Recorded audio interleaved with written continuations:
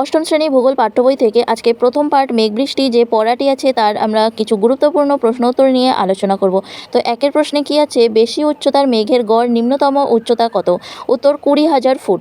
এরপরের কোশ্চেন 2, কয়টি বেশি উচ্চতার মেঘের নাম লেখো? উত্তর সিয়াস, সিরোস্ট্যাটাস আর সিরোকিউমুলাস। এরপরের কোশ্চেন 3, বেশি উচ্চতার মেঘের বর্ণনা দাও। উত্তর সিয়াস। প্রথমে আমরা পয়েন্ট করে লিখব, সাদা রঙের স্বচ্ছ এই মেঘ দেখতে অনেকটা হালকা পালকের মতো।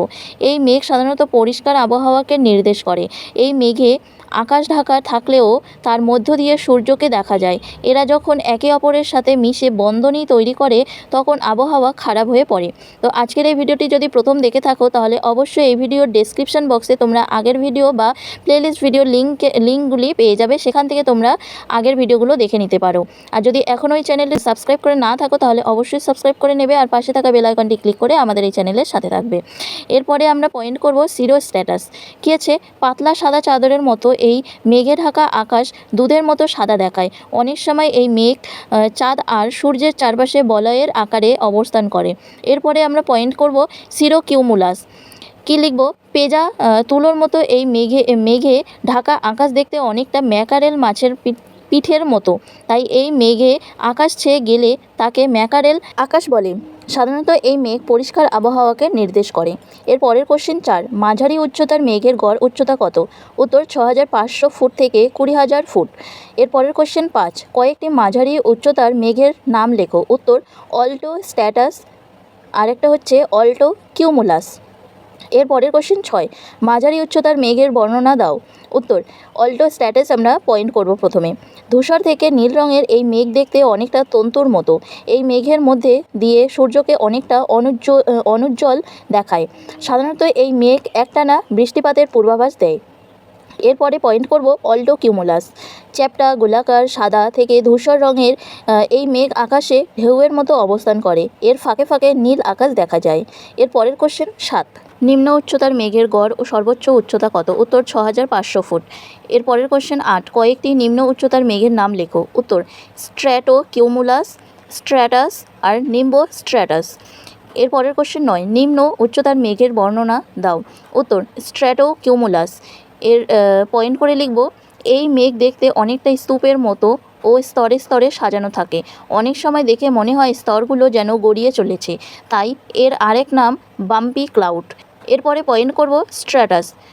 পয়েন্টে লিখব, সাদা থেকে ধূসর রঙের এই মেঘ সারা আকাশকে কুয়াশার মতো ঢেকে রাখে। পাহাড়ে উঁচু অংশে এই মেঘ জমলে পর্বতারোহী ও বিমান চালকদের পক্ষে খুব অসুবিধা হয়। এই মেঘে মাঝে মাঝে গুড়ি গুড়ি বৃষ্টি হয়। এরপরে পয়েন্ট করব নিম্বো স্ট্র্যাটাস। পয়েন্ট করে লিখব, ঘন পুরু ধূসর থেকে কালো রঙের এই মেঘ খারাপ আবহাওয়াকে নির্দেশ করে। এই মেঘের কোনো নির্দিষ্ট আকার থাকে না, একটানা বৃষ্টিপাত হয়।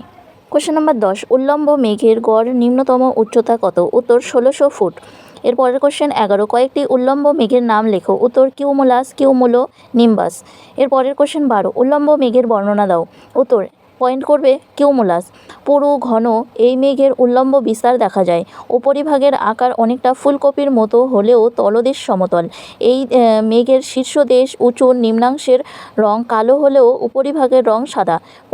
সাধারণত পরিষ্কার আবহাওয়া নির্দেশ করে। এর পরের পয়েন্ট করবে কিউমুলো নিম্বাস। অনেকটা গম্বুজের মতো দেখতে এই মেঘ সাদা, ধূসর ও কালো রঙের হয়। সাধারণত ভূপৃষ্ঠ সংলগ্ন বায়ুস্তর থেকে প্রায় 1200 ফুট পর্যন্ত এই মেঘের উল্লম্ব বিস্তার দেখা যায়। ওপর দিক চ্যাপ্টা ও তলদেশ প্রায় সমতল। কিউমুলো নিম্বাস মেঘে বজ্রপাত সহ ভীষণ ঝড় বৃষ্টি হয়, তাই এর আরেক নাম বজ্রমেঘ। অনেক সময় এই মেঘ থেকে শিলাবৃষ্টি হতেও দেখা যায়। কোশ্চেন নম্বর 13, বজ্রমেঘ কাকে বলে? উত্তর কিউমুলো নিম্বাস মেঘে বজ্রপাত সহ ভীষণ বৃষ্টি হয়, তাই এর আরেক নাম বজ্রমেঘ। এর পরের কোশ্চেন 14, মেঘ কিভাবে সৃষ্টি হয়? উত্তর সূর্যের তাপে সমুদ্র, নদী, পুকুরের জল উত্তপ্ত হয়ে বাষ্পে পরিণত হয়ে বায়ুতে মেশে। জলীয় বাষ্পপূর্ণ সাধারণত বায়ু অপেক্ষা হালকা হয় এবং সহজে উপরের দিকে উঠে প্রসারিত হয়।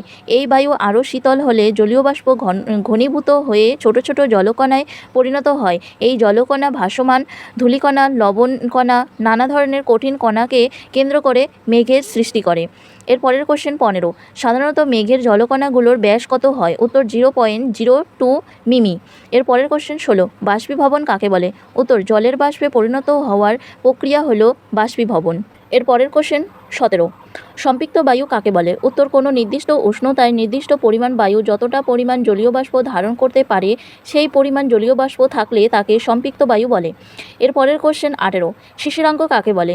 উত্তর যে তাপমাত্রায় বায়ু সম্পৃক্ত হয় তাই হলো ওই বায়ুর শিশিরাঙ্ক।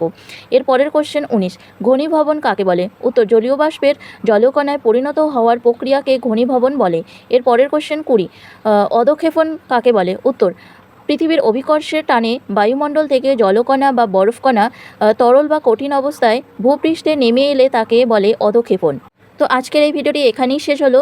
পরের যে পেজগুলো আছে আমরা নেক্সট ভিডিওতে আলোচনা করব। ততক্ষণে এই ভিডিওটি দেখতে থাকো। যদি এই ভিডিওটি তোমাদের ভালো লাগে তাহলে অবশ্যই আমাকে কমেন্ট করে জানাবে, আর সাথে লাইক করবে এবং ভিডিওটি শেয়ার করে দেবে তোমাদের একই ক্লাসের বন্ধুদের মাঝে। যদি এখনও এই চ্যানেলটি সাবস্ক্রাইব করে না থাকো তাহলে অবশ্যই সাবস্ক্রাইব করে নেবে, আর পাশে থাকা বেল আইকনটি ক্লিক করে আমাদের এই চ্যানেলের সাথে থাকবে। যদি তোমাদের অন্য কোনো ক্লাস বা অন্য কোনো বিষয় সম্পর্কে জানা থাকে তাহলে সেটা অবশ্যই আমাকে কমেন্ট করে জানাবে।